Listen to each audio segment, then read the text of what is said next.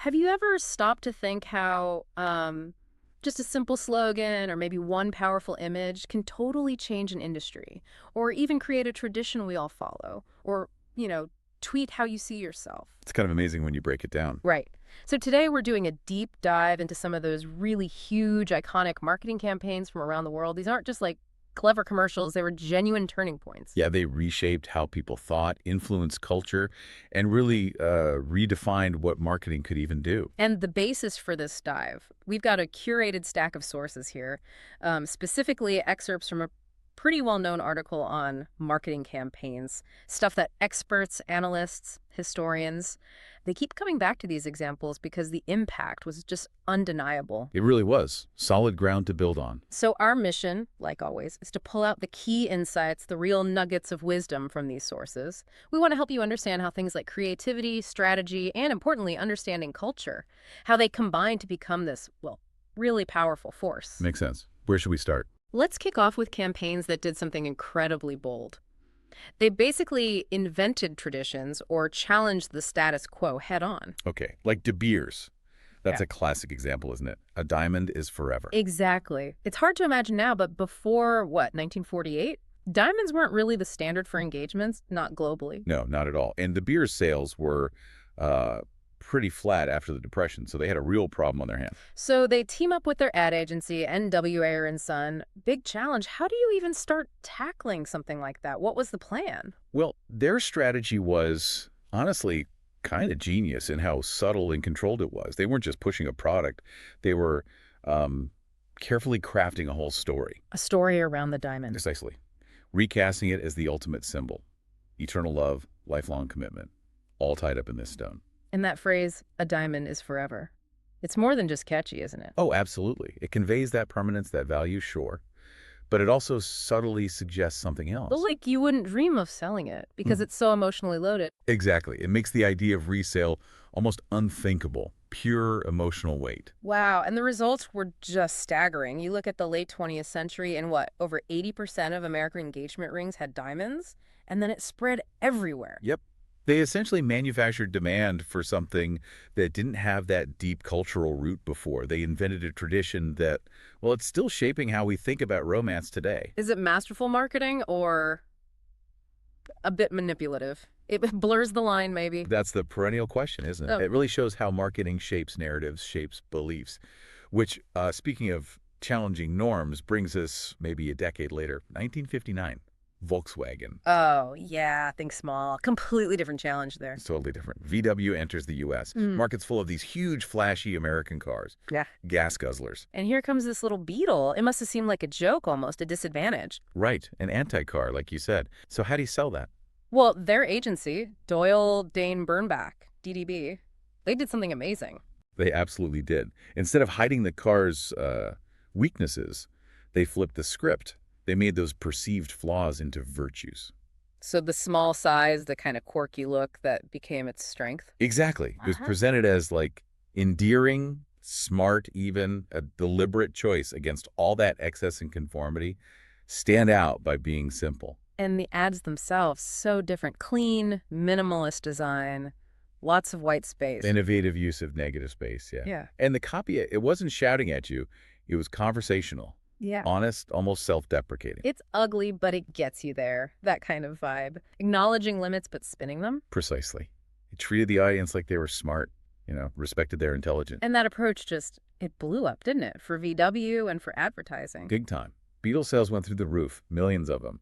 And it really became this foundational moment for modern ad copywriting. Wit, humility, being authentic, or seeming authentic anyway. It proved that smart ideas, creative thinking could actually beat the established giants, a real game changer. Definitely stands the test of time, that one. Okay, let's shift gears. Moving into the later part of the century, campaigns focusing more on empowerment, identity, maybe even revolution. Nike's Just Do It, 1988. Right. Nike was doing okay, sure, but they needed something. A unifying message, more cultural weight, especially with Reebok breathing down their necks. So Dan Whedon at Whedon plus Kennedy comes up with Just Do It. How did that change things? It was a huge shift. They moved beyond just focusing on elite athletes, the Michael Jordans, became about personal empowerment, The hero inside everyone. Making it broader. Much broader. The genius was its universality. Think about that launch ad. Featured Walt Stack, this 80-year-old guy who ran marathons every day. Yeah, I remember that. It sent a message. Determination matters more than your age, your skill level, fame, whatever. Just do it. And that message clearly landed. The sales figures are incredible, from like $877 million in '88 to over $9 billion just a decade later. Astronomical growth. And the slogan itself just entered the language. It became part of Nike's DNA, totally fused with the brand, a global shorthand for motivation. It makes you think, how does a brand become synonymous with the whole philosophy? It's powerful stuff. And speaking of philosophy and big moments, Apple, the 1984 Super Bowl ad. Oh, wow. Yeah. Aired once nationally. During the Super Bowl. That takes guts. Huge gamble, launching the Macintosh. Yeah. And the ad itself. Cinematic wasn't the word. Ridley Scott directed it. It felt like a movie, this dystopian world. Yeah, Cheetah was the agency. The ad showed the Mac as this like liberating force smashing the gray conformity, which was clearly meant to be IBM. It was stunning, dramatic, kind of mysterious. It wasn't just selling a computer, was it? Not at all. That was the genius. It was making a cultural statement. Individuality versus this looming technological groupthink. And the buzz was immediate. Immense. Yeah. Led to, what, $3.5 million in Mac sales right away? Yeah. And it completely changed the game for Super Bowl advertising. Suddenly it was this huge creative showcase. Yeah. Set the bar way, way higher. But Apple wasn't finished shaping identity. Fast forward to '97, rough patch for the company, Steve Jobs comes back. Then comes Think Different. Right. Apple was kind of in the wilderness then. Future looked uncertain. So TBWHA comes back with this campaign. Completely different feel. Those black and white photos, Einstein, Gandhi, Picasso. Yeah, celebrating the crazy ones, the misfits, the rebels. Yeah. That evocative copy. It was incredibly emotional. Who was the message really for? The public or inside Apple too? Both, I think. Yeah. It was definitely aimed at boosting morale internally, reminding the team what Apple stood for, but also repositioning the brand for customers. Apple celebrates difference, creativity, bold thinking. And did it work? Did it help turn things around? Hugely. It won a ton of awards, definitely helped revive the company's spirit, and really refocused Apple's whole brand identity. It paved the way for that incredible comeback. Think Different almost became like the manifesto for creative types, didn't it? It did. It built this sense of community, this idea that owning an Apple product meant you were part of that philosophy. It was brilliant cult brand building. Looking at identity again, but maybe earlier. Pepsi generation, starting way back in '63. Ah, the Cola Wars.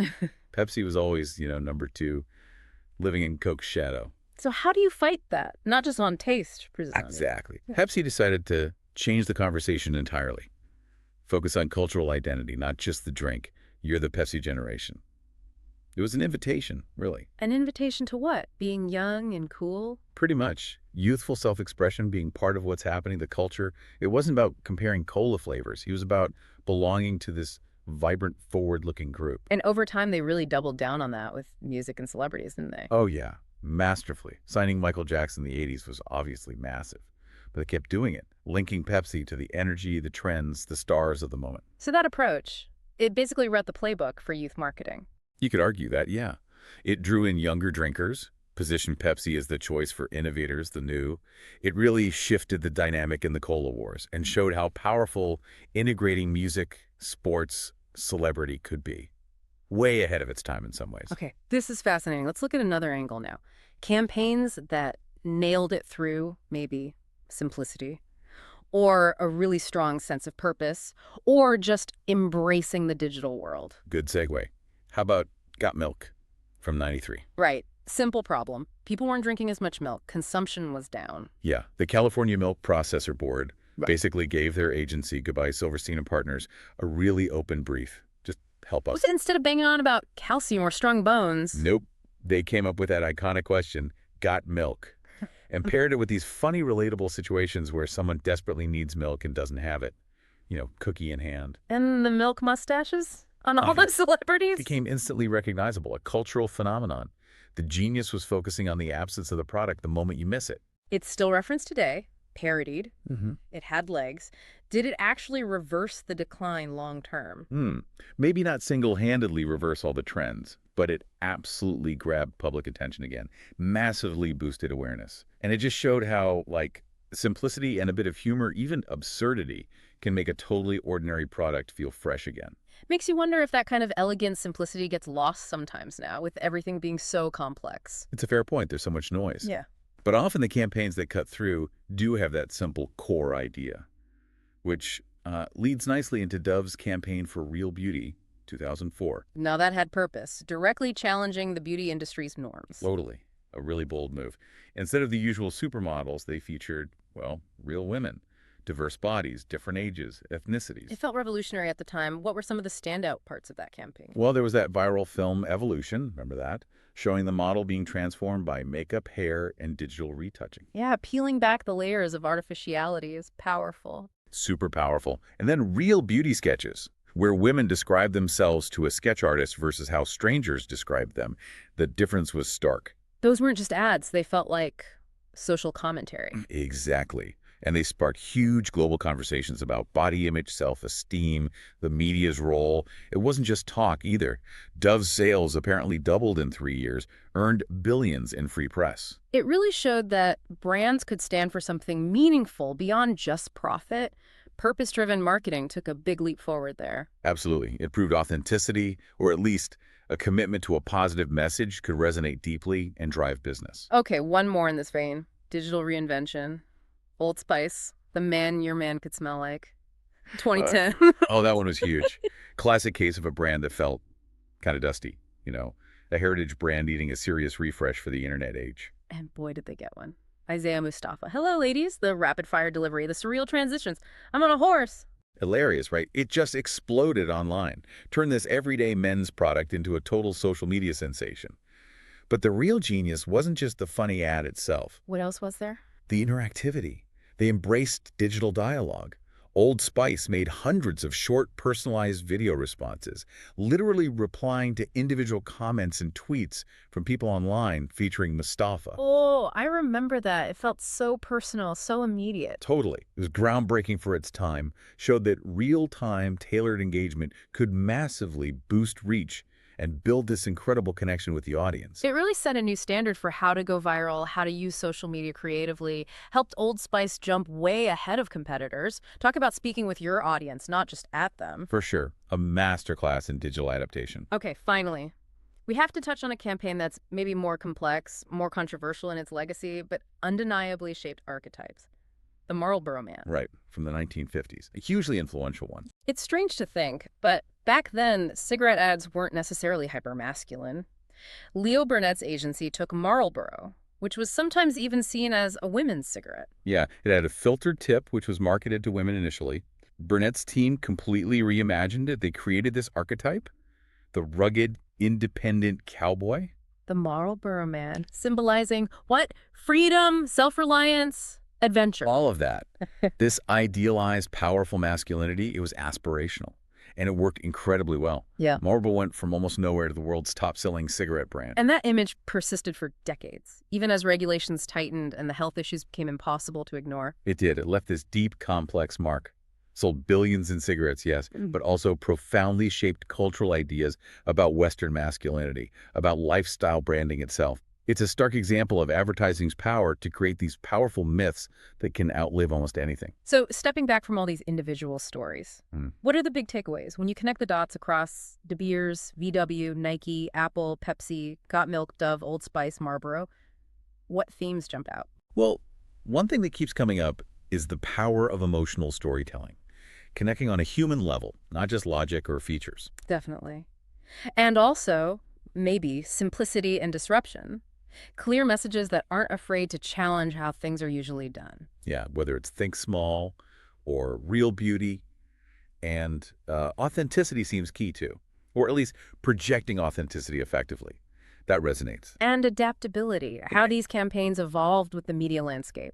From print and TV right through to viral videos and interactive social media, they rode the wave. Absolutely. And it's not just that they tapped into culture. Often they actively shaped it. They reflected our values and aspirations, sure, but they also molded them, gave them language. And they became part of the cultural conversation itself. Exactly. So for anyone listening today, whether you're in marketing or just, living in this world, what are the lessons? I think it points towards things like transparency, having a real purpose, being emotionally bold, and having discipline in your narrative.